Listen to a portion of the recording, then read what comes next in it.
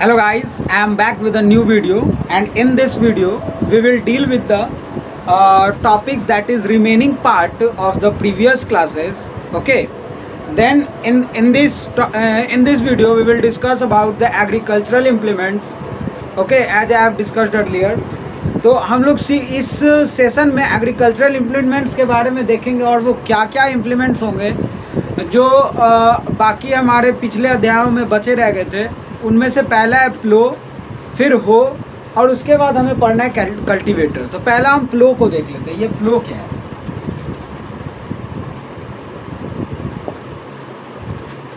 आपने आए दिन देखा होगा, आए दिन मतलब कि जो भी गांव ग्रामीण क्षेत्र में जो भी बच्चे रहते हैं या फिर ऐसे बच्चे जो एक एग्रीकल्चरल लैंड के आसपास रिसाइड करते या रहते हैं, तो वो देखे होंगे क्या कि एक किसान जो होता है वो दो बैलों के साथ कंसीडर करते हैं कि ये बैल है, तो गधा बन जाएगा मेरे से, ठीक है। ये बैल है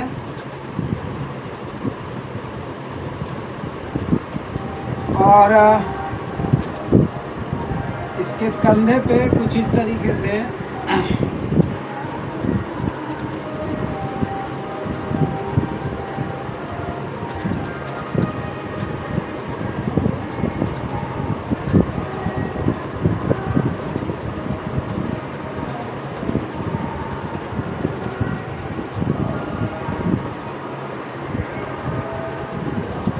ठीक है। ये हम कंसिडर करते हैं कि ये दो बैल है और बैल के कंधे पे क्या है, एक बीम है। बीम एक्चुअल में क्या है, ये वुड का लॉग होता है बड़ा सा, ये भी ठीक है। फिर इसके पीछे में कुछ इस तरीके से, इसको अगर हम अलग बनाए तो एक इस तरीके का लंबा सा लॉग होता है, वुडन लॉग, इसको बोलते हैं प्लो शैफ्ट।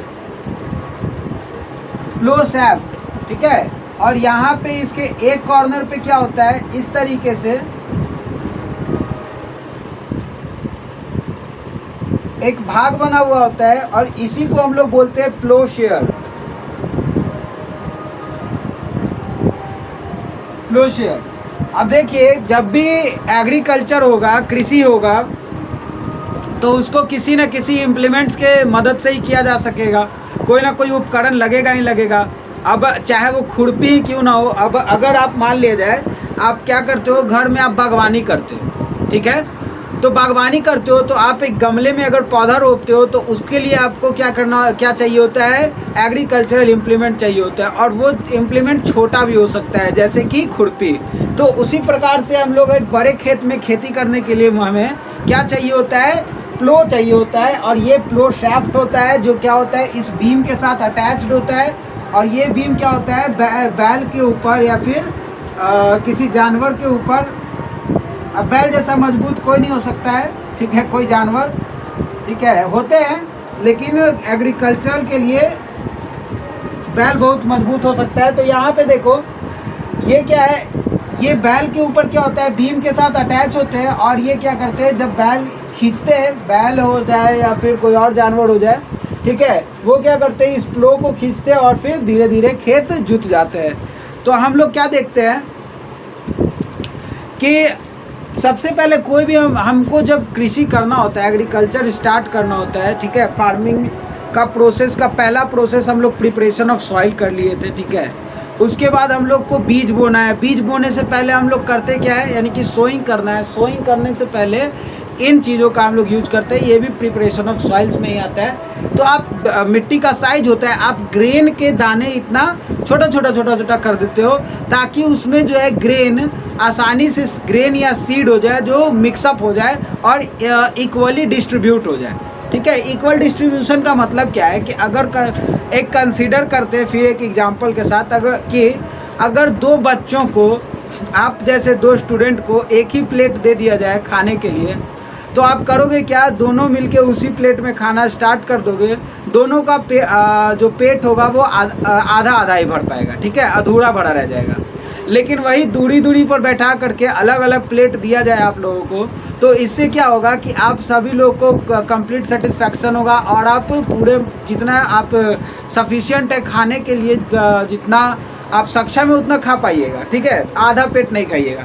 ऐसा ही सेम है आपके सीड के साथ। अगर इक्वल डिस्ट्रीब्यूशन अगर नहीं होता है तो होता क्या है कि अगर एक ही जगह 2-3 बीज हो जाते हैं, गिर जाते हैं, तो वहाँ का जो न्यूट्रिएंट रिच सॉइल है, चाहे वो न्यूट्रिएंट रिच ही सॉइल ही क्यों ना हो, वहाँ पे जो न्यूट्रिएंट्स है वो क्या करेंगे कि सभी के द्वारा शेयर कर लिए जाएंगे, ठीक है, वह उतने ही दूर के न्यूट्रिएंट्स को, जिससे क्या होगा कि जो बाकी जो सारे पेड़ पौधे होंगे उनको कंप्लीट न्यूट्रिशन नहीं मिल पाएगा। लेकिन अगर कुछ दूरी पे इक्वली डिस्ट्रीब्यूट रहे तो वो क्या होंगे कि उनके लिए एक प्रॉपर अमाउंट में न्यूट्रिएंट्स मटेरियल होंगे और उन्हें ग्रो करने में काफ़ी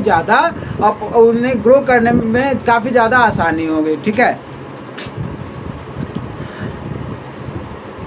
और ये एग्रीकल्चर, जब हम सॉइल को छोटा छोटा जो टुकड़ा करने की बात बोले तो उसके लिए काफ़ी इम्प्लीमेंट्स और टूल की ज़रूरत पड़ती है, जिसमें प्लो हो और कल्टीवेटर होते हैं, है ना।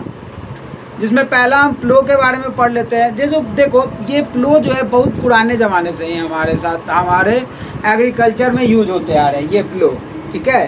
थोड़ा सा अजीब है मेरा कलाकारी, लेकिन क्या करें, ऐसा ही है, ठीक है। आप इनको समझ लीजिएगा, आपको समझाने के व्यू से ही हम बस पढ़ा रहे हैं, ठीक है। तो देखो ये क्या है, बीम है, बीम के साथ अटैच रहता है, ये बीम है और बीम के साथ ही क्या है, प्लो अटैच है, ठीक है। अब देखो क्या है कि ये वुडन है, ये लकड़ी का बना हुआ होता है सारा कुछ। बस यहाँ पे जो होता है ये बोल सकते हैं हेड पे थोड़ा मेटल का यूज किया जाता है, ताकि मिट्टी को टिल करने में या प्लो करने में जो है आसानी हो, ठीक है। तो हम क्या बोले कि ये काफ़ी एंशिएंट टाइम से हमारा यूज होते आ रहा है, हमारे भारत में या फिर पूरे वर्ल्ड में जहाँ भी एग्रीकल्चर हो रहा है, ठीक है। तो ये काफ़ी एंशिएंट टाइम से यूज होते आ रहा है। और ये क्या क्या काम में आता है, एक तो टिलिंग ऑफ सॉइल के लिए, दूसरा क्या है, एडिंग ऑफ मैन्योर्स और फर्टिलाइजर्स के लिए, फर्टिलाइजर्स और मैन्योर्स को आपको अगर फील्ड में ऐड करना है उसके लिए, फिर रिमूविंग ऑफ वीड्स के लिए। अब देखो वीड्स की बात करते हैं, वीड्स क्या होते हैं। अभी जस्ट हमने जो बात बोला कि एक न्यूट्रिएंट रिच सॉइल है, या फिर एक जगह सॉइल का या फिर खेत का एक भाग है, यहीं पे हम क्या कर रहे हैं कि 2-3 फसल लगा दे रहे हैं, ठीक है। यहीं पे एक बहुत छोटा भाग है, ये बहुत बड़ा ये खेत है, फील्ड है, एग्रीकल्चरल लैंड है, और इसमें एक छोटा सा ये भाग है, हिस्सा है, और यहीं पे हम क्या करें, 2-3 फसल लगा दें, तब भी इसका न्यूट्रिएंट जो है, किसी एक फसल को न्यूट्रिएंट प्रॉपर अमाउंट पे नहीं मिलेगा, है ना।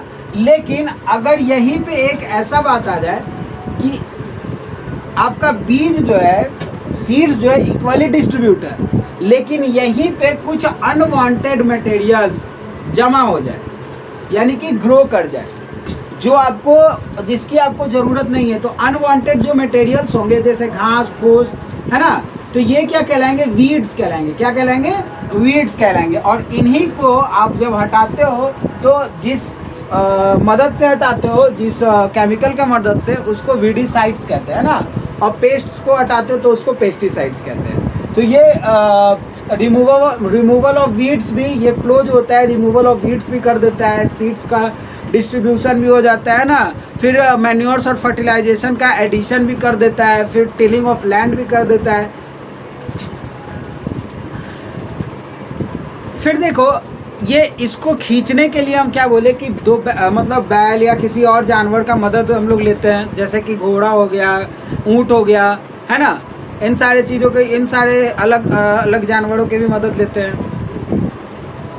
इसके बारे में बताया कि ये क्या होता है, एक स्ट्रॉन्ग ट्रायंगुलर आयरन स्ट्रिप होता है, जिसको हम लोग प्लोसेयर बोलते हैं, यही प्लोसेयर है। स्ट्रॉन्ग ट्रायंगुलर आयरन स्ट्रिप है प्लोसेयर, स्ट्रॉन्ग ट्रायंगुलर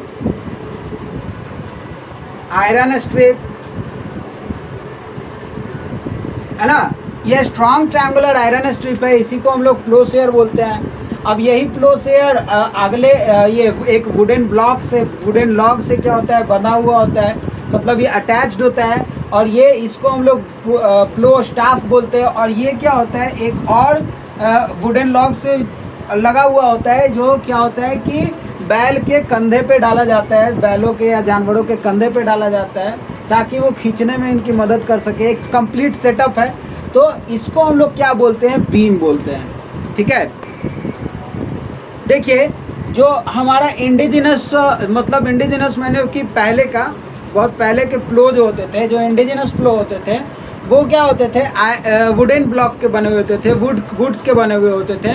लेकिन अब के जो है, मतलब इन वुड्स के बने प्लोस को या प्लो शेयर को धीरे धीरे क्या किया जा रहा है कि मेटल्स का जो बने प्लो होते हैं, जैसे आयरन्स के बने प्लो होते हैं, वो धीरे धीरे इनको रिप्लेस करते जा रहे हैं। ठीक है, तो इतना आप लिख लीजिए कि ये प्लो होते क्या है।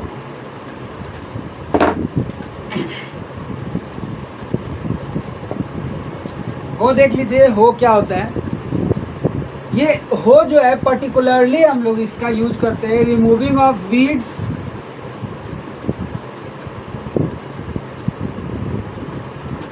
And tilling of soil. अगर जिन्होंने भी लास्ट वाले वीडियो नहीं देखे हैं, वो प्लेलिस्ट में जा कर के लास्ट वाले वीडियोस को देख सकते हैं। उसमें class wise, section wise, topic wise distribute करके रखा हुआ है, इजीली आप वहाँ से एक्सेस कर सकते हैं। और धीरे धीरे इसमें कंटेंट जो है आपके चैप्टर वाइज, सिलेबस वाइज आप इसमें देखते चले जाओगे। और जो भी सेमेस्टर वाइज जो होता है ना, वैसे ही हम लोग क्या करेंगे, इसका कॉन्सेप्ट, ये पूरा का पूरा हम लोग सिलेबस अपना कंप्लीट करेंगे। ठीक है, तो ये देखो रिमूविंग ऑफ वीड्स और टिलिंग ऑफ सॉइल क्या है। देखो टिलिंग ऑफ सॉइल जो है एक तरीके से टर्निंग ऑफ सॉइल है या लूजनिंग ऑफ सॉइल है। ठीक है, लूजनिंग ऑफ सॉइल है।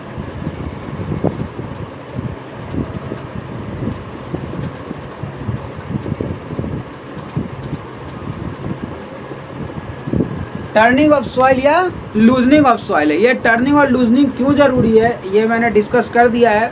ठीक है, थोड़ा सा और जान लीजिए, बस थोड़ा में ही हम डिस्कस कर दे रहे हैं कि कोई भी प्लांट जो होता है उसको अगर कोई सपोर्ट करता है मिट्टी, तो जहाँ पे भी वो सपोर्ट करता है वहाँ के कुछ सेंटीमीटर ऊपर के ही मिट्टी उसे सपोर्ट करते हुए उसे न्यूट्रिएंट्स प्रोवाइड करवाते हैं। ठीक है, तो होता क्या है कि ऊपर जो फसल की बात कर रहे हैं, क्रॉप्स की बात कर रहे हैं। ठीक है, अब पेड़ पौधे, पेड़ की बात नहीं कर रहे हैं, पेड़ तो नीचे तक जाता है।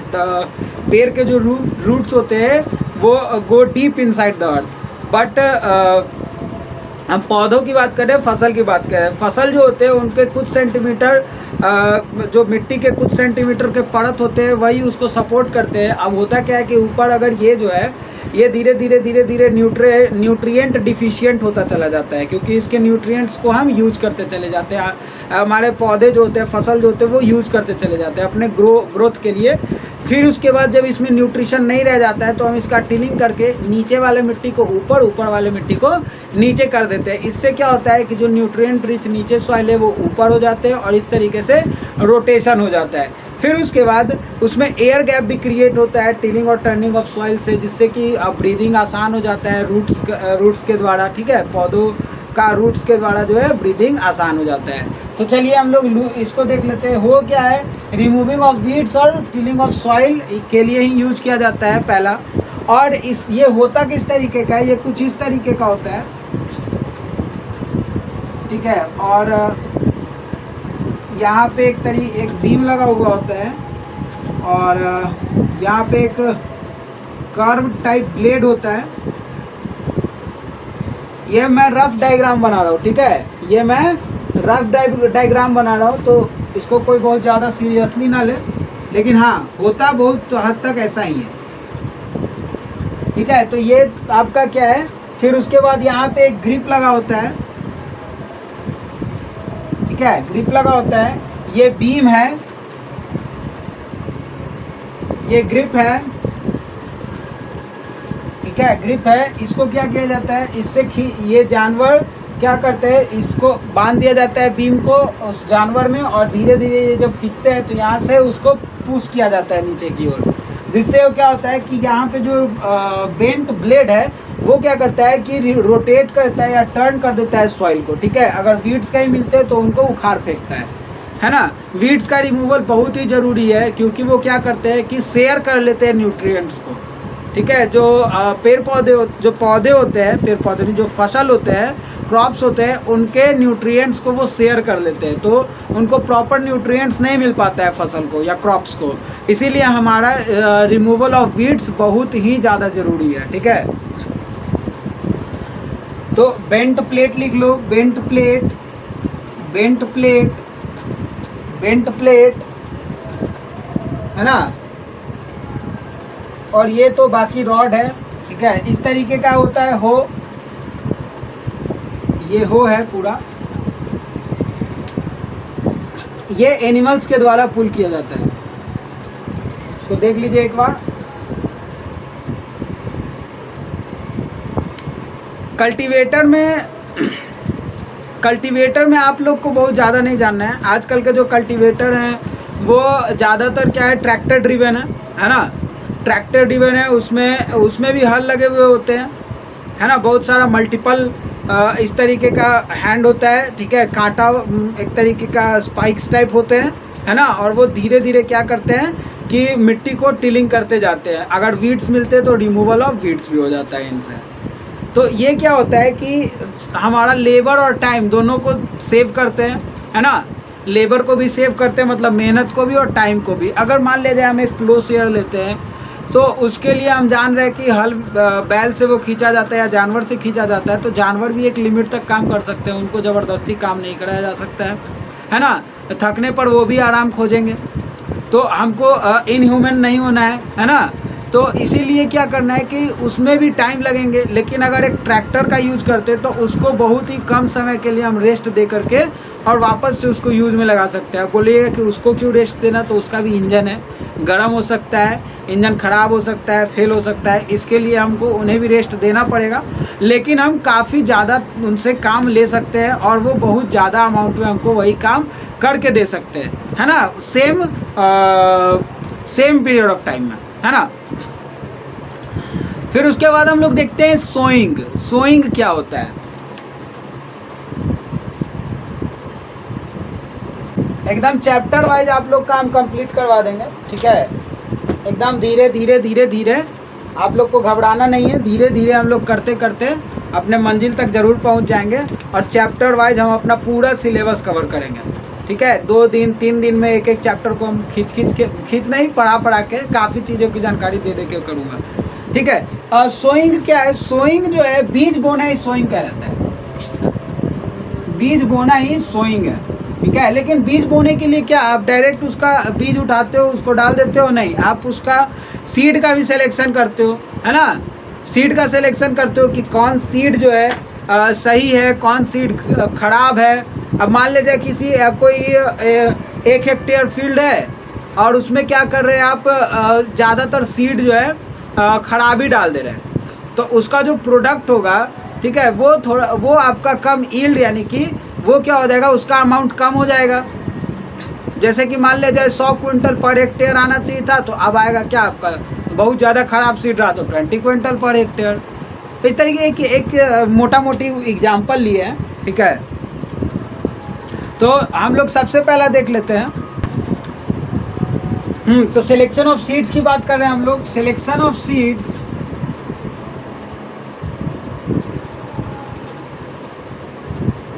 Selection of seeds. अब इसका हम सिलेक्शन कर कैसे सकते हैं, एक प्रोसेस हम लोग अपनाते हैं जिसमें सीड को क्या करते हैं, पानी में डालते हैं, ठीक है। कुछ सीड्स जो होंगे वो क्या करने लगेंगे, फ्लोट करने लगेंगे, ठीक है, on the surface of water. और कुछ सीड्स क्या होंगे कि वो डूब जाएंगे, सिंक कर जाएंगे। तो ऐसा होगा क्यों, क्योंकि जो फ्लोट करेंगे वो क्या हो जाएंगे, हल्के होंगे, लाइटर वन होंगे। और जो डूब जाएगा वो क्या होगा, हैवियर वन होगा। तो जो सीड खराब होते हैं वो अंदर से हॉलो हो जाते हैं, मतलब खोखला हो जाते हैं, ठीक है। और जो सीड सही होते हैं वो क्या होते हैं कि वो उनके अंदर मैटर होता है ना, मटेरियल्स होते हैं, तो वो हैवियर हो जाते हैं और वो डीप सिंक कर जाते हैं। लेकिन जो भी सीड खराब हो जाते हैं वो अंदर से हॉलो हो जाते हैं, जिसके वजह से वो क्या हो जाते हैं, फ्लोट करते रहते हैं सरफेस पर, ठीक है।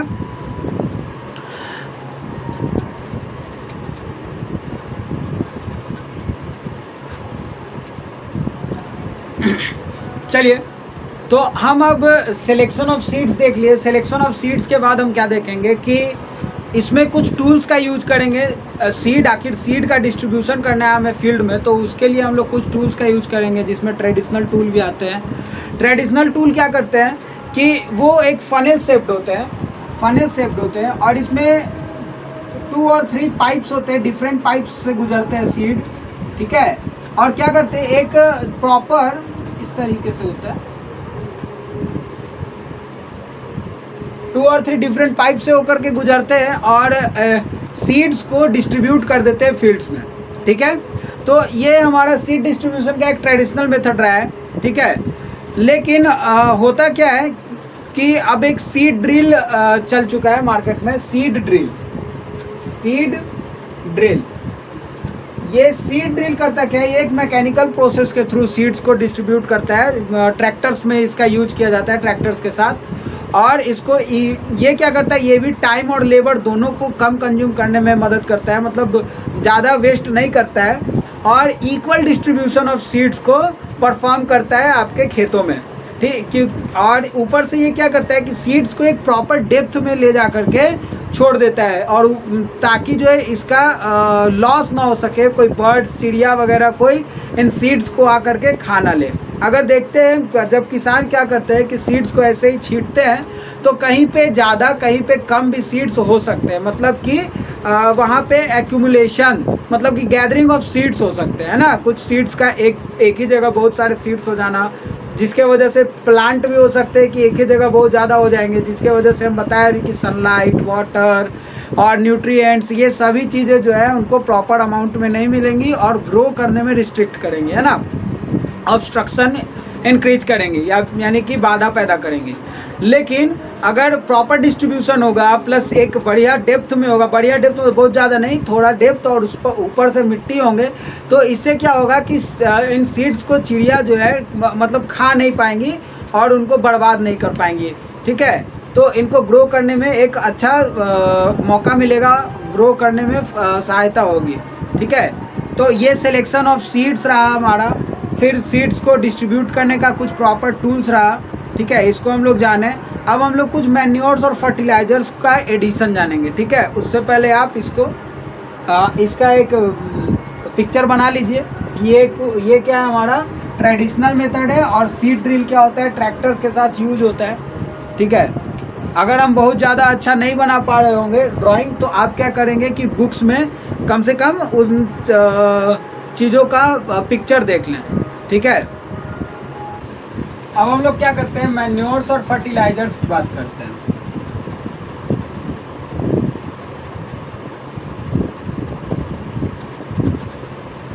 ये मैन्योर्स और फर्टिलाइजर्स हैं क्या, देखिए हम लोग प्रीवियस क्लासेज में भी इस पे चर्चा करते आए हैं। 6th क्लास में भी पढ़े होंगे वर्मी कंपोस्टिंग करके कुछ, उसकी भी चर्चा करते हुए अगर नहीं पढ़े होंगे तो हम 6th क्लास का वर्मी कंपोस्टिंग अभी पढ़ाएंगे, उस वाले वीडियो लेक्चर को आप देख लीजिएगा, ठीक है। अभी देखिए क्या है मैन्योर्स एंड फर्टिलाइजर्स। ये मैन्योर्स होते क्या है, ये मैन्योर्स जो होते हैं ऑर्गेनिक सब्सटेंस, पहले इसका यूज करते क्या है, सॉइल में जो इम्पॉर्टेंट न्यूट्रिएंट्स मटेरियल हैं जो कम हो चुके हैं, उनको हम लोग रिप्लेनिश यानी वापस से उनमें मौजूद करवाने के लिए इनका यूज करते हैं, मैन्योर्स और फर्टिलाइजर्स का। देखो किया क्या जाता है, कभी कभी हम ऐसा भी करते हैं कि अगर किसान लगातार एक ही ज़मीन पे बार बार खेती कर रहा हो, तो वो क्या हो सकता है कि थोड़ा लेस न्यूट्रिएंट हो सकता है या न्यूट्रिएंट डिफिशिएंट हो सकता है, वहाँ पे उसमें न्यूट्रिएंट्स की कमी आ जाएगी।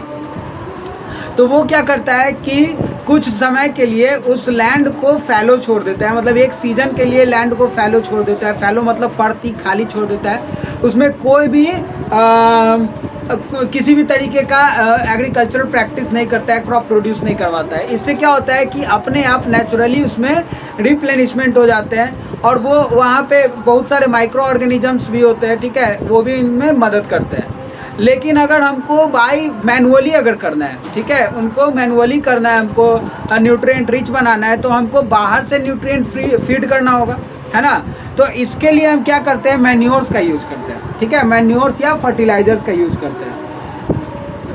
न्यूट्रिएंट्स हम लोग जानते हैं कि क्या होता है कि कल्टीवेशन के लिए काफ़ी ज़्यादा ज़रूरी होता है ना, क्योंकि न्यूट्रिएंट्स ही होंगे तब नहीं होंगे तो प्लांट्स ग्रो नहीं कर पाएंगे और हमें उनका जो फल है, मतलब जो फसल है, वो मिल नहीं पाएगा, है ना, जो अनाज है। मैन्योर्स के बारे में बता चुके हैं कि ये क्या है, ऑर्गेनिक सब्सटेंसेज है, और फर्टिलाइजर्स जो है इनऑर्गेनिक सब्सटेंसेज है। इसका मतलब क्या है कि मैन्योर जो है after the decomposition of material, organic materials के बाद, डीकम्पोजिशन के बाद ही हमें सॉइल में मिलते हैं, प्राप्त होते हैं। लेकिन फर्टिलाइज़र जो होते हैं वो लैब में सिंथेसिस करवा कर बनाए जाते हैं, ठीक है। और लैब में सिंथेसिस करा कर बनाए जाते हैं, तो इसके वजह से कुछ हानियाँ भी होती हैं हमें, ठीक है। उन हानियों के बारे में भी चर्चा करेंगे। देखिए, मैन्योर्स को बनाने के लिए फार्मर्स कभी कभी क्या करते हैं कि कुछ ऑर्गेनिक सब्सटेंस को, ठीक है, जैसे कि एनिमल वेस्ट हो गया, प्लांट्स हो गया, इनको क्या करते हैं, एक पिट में, गड्ढे में डाल करके, ठीक है, छोड़ देते हैं और डिकम्पोज होने के लिए छोड़ देते हैं, ठीक है। कभी कभी उसका वर्मी कंपोस्टिंग भी किया जाता है, मतलब वर्म्स को उसमें छोड़ दिया जाता है, माइक्रो ऑर्गेनिजम्स को छोड़ दिया जाता है, जिससे कि वो क्या करते हैं, उनका डिकम्पोजिशन काफ़ी तेज़ करते हैं, ठीक है। और उसमें एडिशन भी कर देते हैं कुछ न्यूट्रिएंट्स का। और यही डिकम्पोज मटेरियल जो होते हैं आपके क्या होते हैं, ऑर्गेनिक मैन्योर्स होते हैं।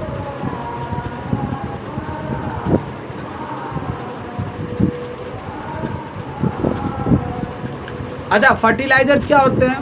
फर्टिलाइजर्स के बारे में भी बताएं कि ये क्या है, सिंथेसाइज्ड होते हैं आपके लैबोरेटरीज में, है ना। इससे जैसे कि बहुत सारे आपके फर्टिलाइजर्स हैं, सुपर फॉस्फेट हो गया, यूरिया हो गया,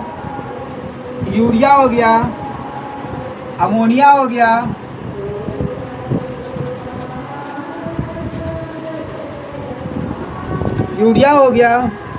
अमोनियम सल्फेट हो गया, अमोनियम सल्फेट,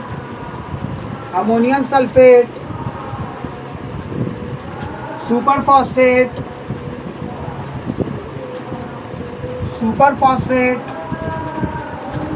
फिर उसके बाद हम लोग NPK पढ़े थे, नाइट्रोजन, फॉस्फोरस एंड पोटेशियम, है ना।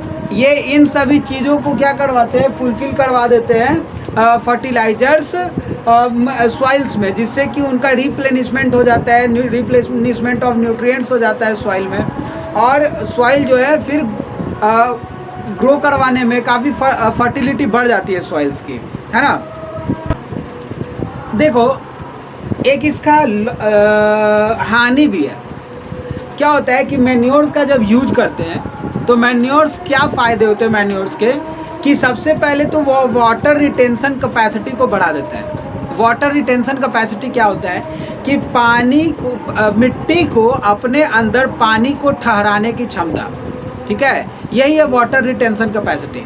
तो क्या करते हैं कि वाटर रिटेंशन कैपेसिटी को मैन्योर्स बढ़ा देते हैं, लेकिन fertilizers on the other end water retention capacity को घटा देते हैं, ठीक है। जिसके वजह से धीरे धीरे ज़मीन के बंजर होने का खतरा बना हुआ रहता है फर्टिलाइजर्स के यूज करने से, ठीक है। तो वाटर रिटेंशन कैपेसिटी पहले तो कम कर दिया, फर्टिलाइजर्स और मैन्योर्स को बढ़ा दिया। फिर उसके बाद क्या करते हैं, पोरस बनाते हैं सॉइल्स को, जो है पोरस बनाते हैं, मतलब कि उसमें पानी जो है नीचे आराम से पर्कुलेट कर सकते हैं, ठीक है। पर्कुलेट करने का मतलब क्या, कि आराम से नीचे की ओर पानी चले जा सकते हैं, ठीक है, रिस सकते हैं। लेकिन फर्टिलाइजर्स ऐसा नहीं करते हैं, ठीक है। वाटर रिटेंशन कैपेसिटी उधर फर्टिलाइजर्स के यूज होने पे कम हो जाते हैं। अच्छा, जब सॉइल पोरस हो जाते हैं तो होता क्या है कि एक्सचेंजेज ऑफ गैसेज जो होते हैं बहुत ही अच्छे से, आसानी से हो पाते हैं। गैसेज का एक्सचेंज, है ना, गैसेज का एक्सचेंजेज मतलब कि जो ब्रीदिंग के लिए रूट्स को क्या चाहिए, एयर चाहिए, और इसके वजह से क्या होता है कि पोरस होने की वजह से जो एयर होता है वो नीचे तक, जड़ों तक पहुंच पाते हैं। फिर उसके बाद फ्रेंडली माइक्रोब्स भी पैदा हो पाते हैं, मतलब बढ़ पाते हैं, इंक्रीज हो जाता है सॉइल्स में मैन्योर्स के यूज से। अगर मैन्योर, लेकिन फर्टिलाइज़र यूज करेंगे तो वो उस पर हार्म इम्पैक्ट डालते हैं। फर्टिलाइजर्स के यूज होने पर जो माइक्रोब्स होते हैं उन पे हार्म इम्पैक्ट डालते हैं, लेकिन मैन्योर्स जो है उन्हीं माइक्रोब्स को बढ़ाते हैं, जिससे कि डिकम्पोजिशन भी बढ़ता है, ठीक है, और उसमें न्यूट्रिएंट्स जो है वो फुलफिल आराम से हो पाता है।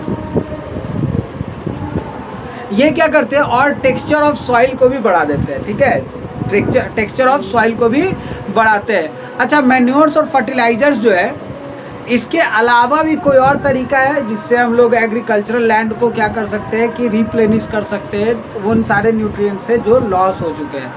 तो वो है क्रॉप रोटेशन। क्या है? Crop rotation. क्रॉप रोटेशन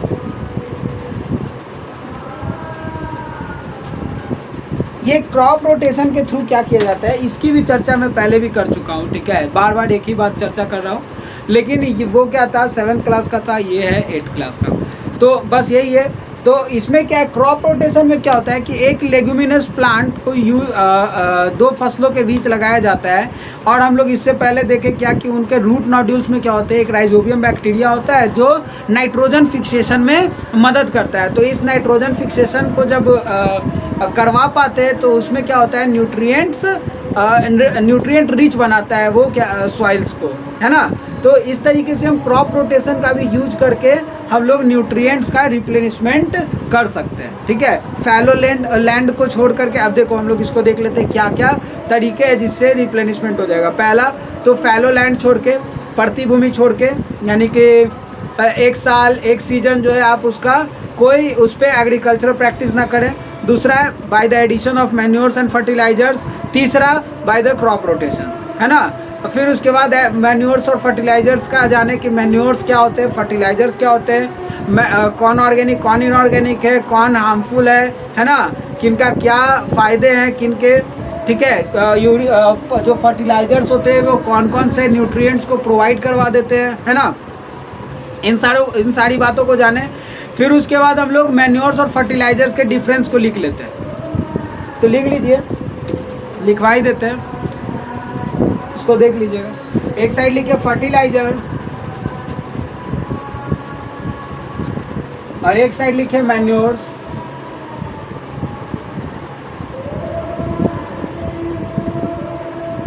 लिख लीजिए, a fertilizer is an inorganic substance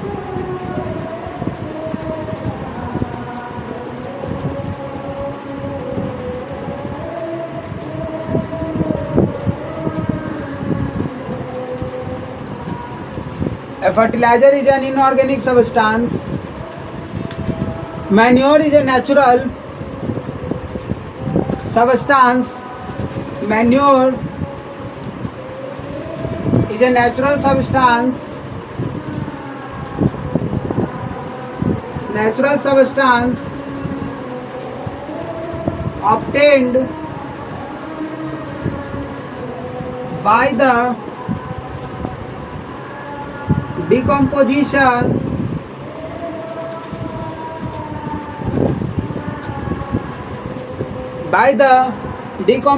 of cattle dung,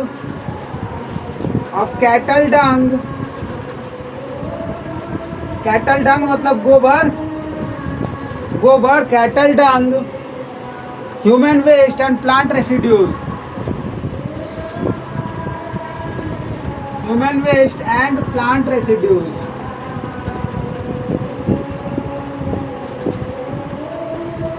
ठीक है। Human waste and plant residues, इनसे ये ऑब्टेन होते हैं by the decomposition of these.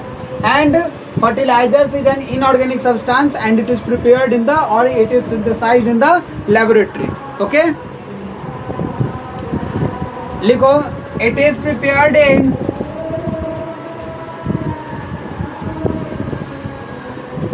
Factories, ठीक है, it is prepared in factories. और लिख दो, it can be prepared in the fields, prepared in fields, it can be prepared in fields.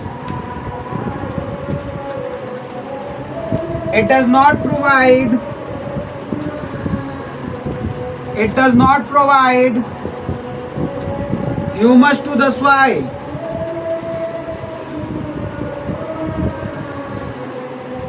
आज थोड़ा बैकग्राउंड म्यूजिक आ रहा होगा, अगर ध्यान से सुनिएगा तो बगल में शिव चर्चा हो रहा है, ठीक है, कुछ कोई पूजा वगैरह हो रहा है, तो इसी वजह से थोड़ा सा बैकग्राउंड में म्यूजिक आएगा, थोड़ा ध्यान से सुनिएगा, कान लगा के बढ़िया से, तो समझ जाइएगा। लिख लीजिए, manures provide a lot of humus to the soil. Manures provide a lot of humus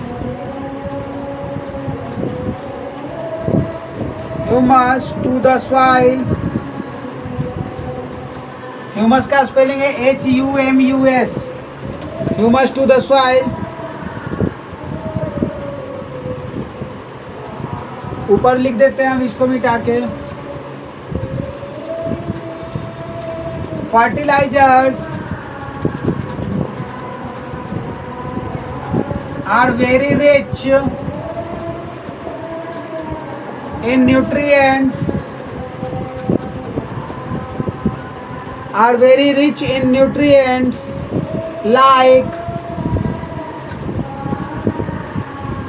NPK, nitrogen, phosphorus and potassium. ठीक है, like NPK, nitrogen, phosphorus and potassium. Manures लिखो, मैन्योर्स लिखो, manures is relatively less rich in plant nutrients।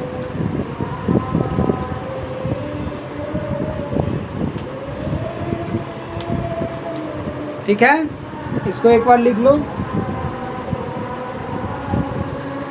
Screenshot ले लो। उसके बाद अब हम लोग जो है इसका हम सारा इसके बारे में चर्चा कर चुके हैं, तो इसके बारे में अब दोबारा नहीं बोलेंगे।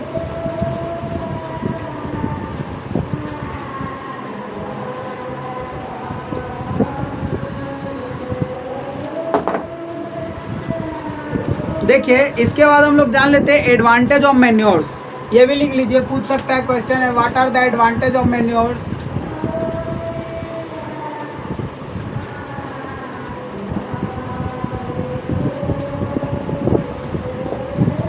Advantage of manures,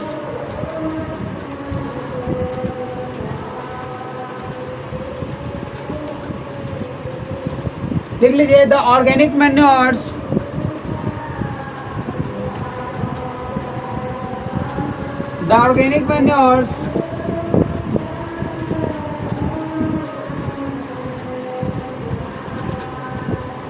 is better than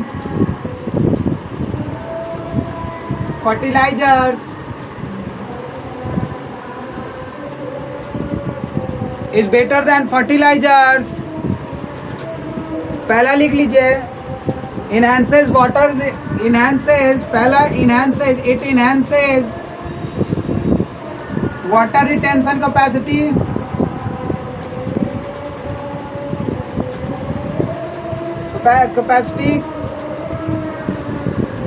ठीक है, वाटर रिटेंशन कैपेसिटी, वाटर को होल्ड करने का कैपेसिटी, वाटर होल्डिंग कैपेसिटी भी बोल सकते हैं। It makes the soil porous,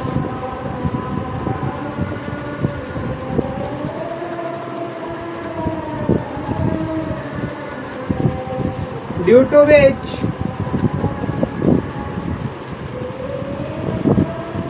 which exchanges of gases become easily।